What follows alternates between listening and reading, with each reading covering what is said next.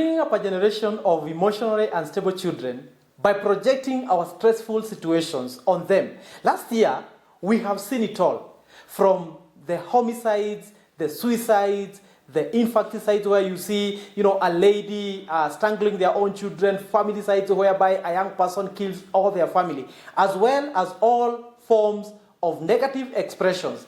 That was all done in the presence of the children who we say every day they are the future of this nation. As we teach our children to observe the physical hygiene for its health benefit, which is very important, we also need to teach our children to cultivate the emotional hygiene to tackle the destructive emotions and find peace of mind. Sadly, we often project our frustrations as sadness, anger, resentment into our children, and they inherit our shadows as adults. Part of their emotional growth has to do with knowing the vulnerabilities of the adults and the people that are around them. Let me tell you, emotional engagements in childhood either strengthen them or destroy them. And more often than not, it might never be undone. It is a pity that stressed parents only learn this when it is already too late, when it has damaged their children. So the negativity that passed, from the parents to the children is unfortunately passed to the next generation through the children. And therefore, one may ask, what do we need to do? Of course, one of the things is us leading as examples. That's the only way that we can be able to pick up on the learning on how to cultivate the emotional hygiene. And someone would ask, what is the role of education in this? Because as we talk about the role of parenting, we also must ask ourselves as a society, what is the role of education?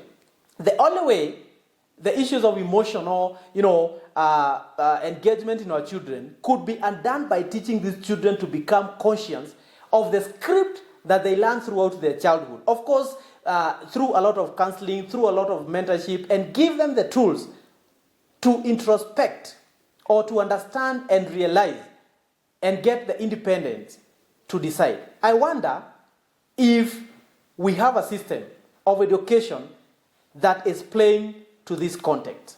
I hope the CBC will be able to cover those. Of course, some of the people will argue differently about this issue. Some will say we teach our children different things, such as picking up litter, taking care of environment, obeying the law, not being corrupt. All this is important. But even though we all go back to the question mentioned above, are we as parents being good examples?